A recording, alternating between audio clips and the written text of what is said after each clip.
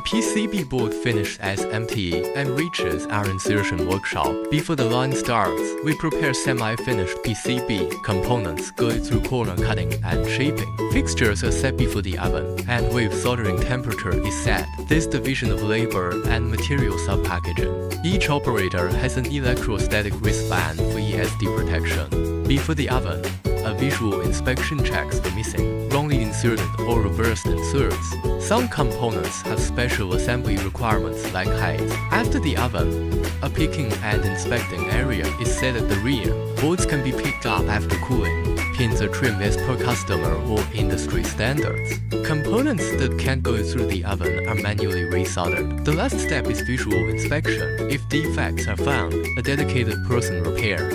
After insertion, the entire circuit board is cleaned. For additional processes, gluing and 3-proofing lacquer application are done. For more information, please follow Fastturnpcb to help you learn more. Thanks for your listening.